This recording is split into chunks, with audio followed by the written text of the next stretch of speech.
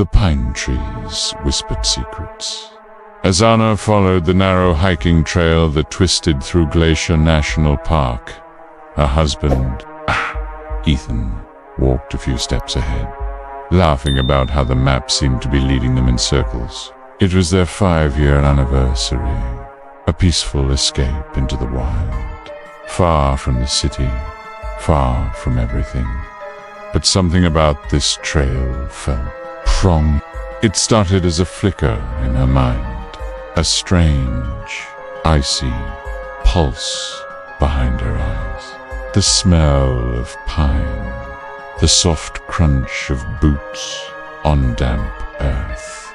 Even Ethan's casual joke about getting lost forever. She had heard it before. "Wait," she whispered, stopping. Ethan turned. "What's wrong?" I've been here before."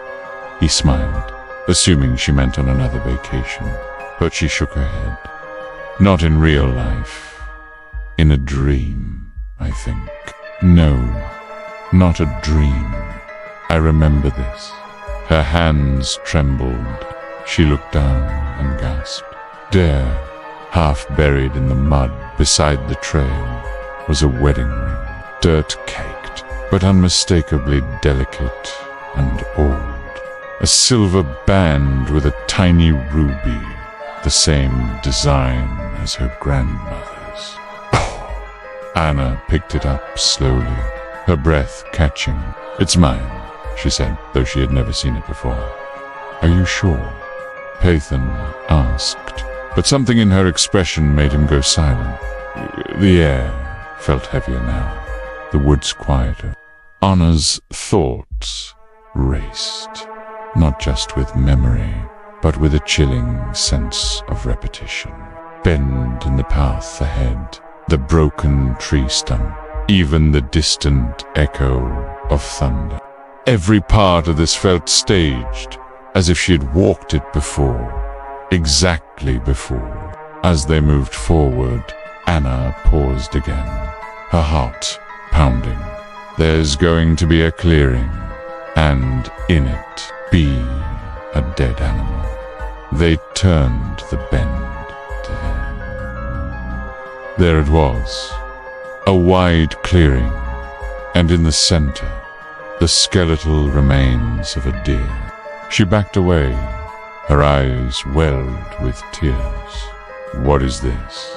What's happening to me? That night back at their cabin, Anna couldn't sleep. The ring sat on the nightstand, gleaming faintly in the dim lamplight. She dreamed a fire, of smoke creeping through the trees, and a woman, her, but not her, screaming for someone named Michael. When she woke up, her pillow was soaked in tears she didn't remember shedding. And the ring was gone. She asked Ethan if he'd moved it. He hadn't. They searched every corner. It had vanished completely. Later, as she stood by the cabin's fireplace, Anna noticed an old photo nailed to the wall, an image of Glacier Park from the 1930s. In the background stood a couple near the same trail, their faces barely visible. The woman wore a familiar silver ring with a ruby. Anna stared, frozen. It wasn't just a ring she had found. It was a fragment of something older. Maybe a life lived once before. Maybe a warning. Or maybe she had never left that trail. And somewhere, deep in the trees, a different version of her still wandered, searching, looping, remembering. Let the viewers decide. Was Anna experiencing déjà vu, or remembering a past life? Was the ring hers? Or was she simply retracing someone else's end?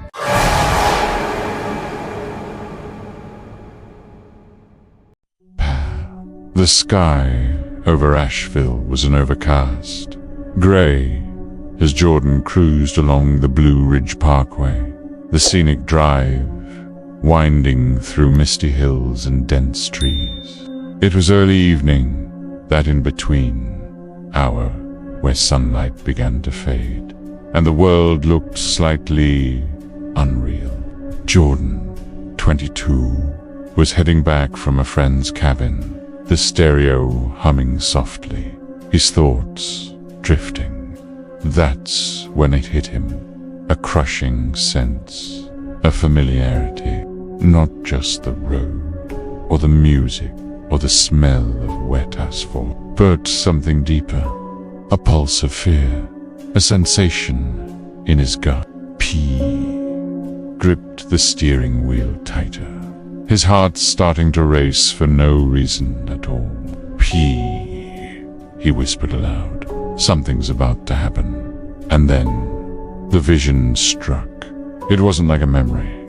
It was too clear, too alive.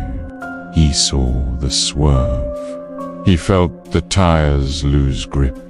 He saw himself from the outside, slamming the brakes, spinning out, the flash of headlights from an oncoming SUV. The breath left his lungs. His hands shook on the wheel. "No, no, no," he muttered. "Be slowed down immediately," pulling toward the shoulder. The road was empty, quiet, but just seconds later, from behind a blind curve, an SUV burst through the mist, fishtailing, out of control. Its back end clipped the exact patch of road where Jordan had just been, scraped the guardrail, sparks flying, before finally crashing into a ditch. Jordan's heart, the vision, was exact. He sat frozen for minutes, headlights off, engine humming.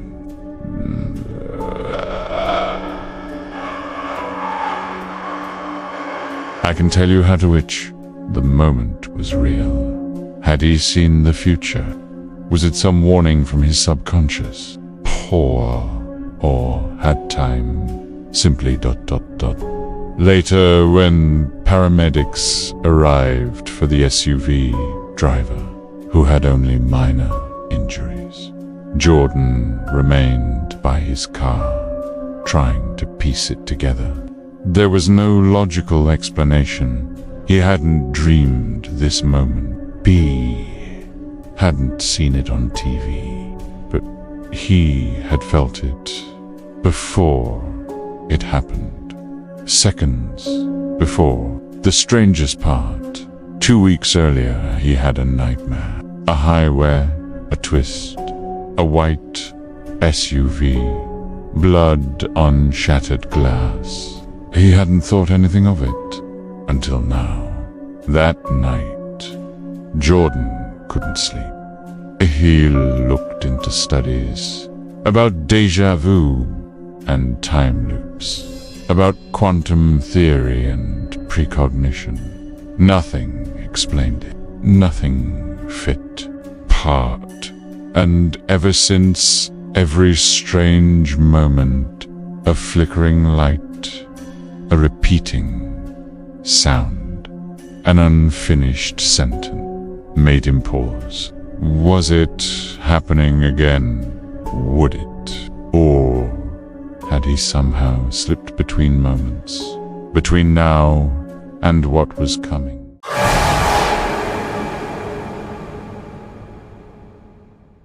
The red rocks of Sedona blazed under the afternoon sun as Leah wandered through a quiet art market near Cathedral Rock.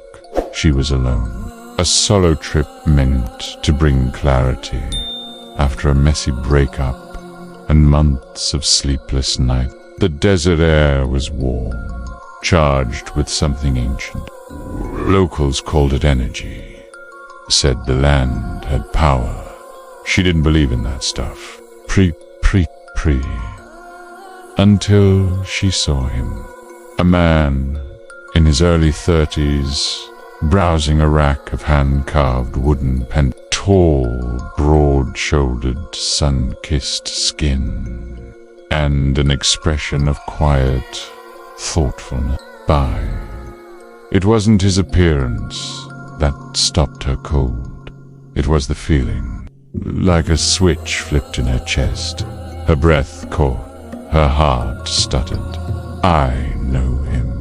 The thought was instant, unshakable. Not a passing resemblance, not a celebrity look-alike. This was someone she knew deeply, like a missing chapter of her life had just stepped into daylight. Peas turned to slightly. Their eyes met, and something strange happened. His expression changed, his brow furrowed, mouth parting just a little, like he recognized her too. The two stood frozen for seconds, the air suddenly thick between them. She approached. She didn't even remember moving. "Hi," she said, her voice hoarse. He nodded slowly. "Hey, Dot. This is going to sound crazy, but do we know each other?" "No," she replied, "but it feels like we do." They sat on a nearby bench, talked. Names, backgrounds, no overlap, no shared cities, no mutual friends, nothing connected. And yet, the familiarity only grew stronger with every word. She knew what he was going to say before he said it. "How?" He finished her sentence at one point. We both laughed, but it wasn't light-hearted. It was nervous. Something was wrong. All right. Something was off track, in a way neither could explain. When he touched her hand, just briefly, Leah felt an emotional weight drop into her, like grief, like joy, like memory. She saw flashes. A stone bridge, rain, a firelit room, his face, younger, purse different, laughter, sorrow, a war, a promise, gone in a second. The man pulled away. He looked pale. "Did you just—" She nodded. They sat in silence. Eventually, they parted. No numbers, no names exchanged again. Just a final look, full of something too vast to understand. That night, Leah wept for reasons she couldn't explain. Her dreams were filled with strange places, other eras, and a voice whispering a name she didn't recognize but woke up whispering herself. Was it a past life, bleeding through the present? A soulmate, lost and rediscovered? Or was it just the mind searching for patterns in a world too complex to decode? Whatever it was, she would never forget the face of the man she never met, and yet somehow always knew.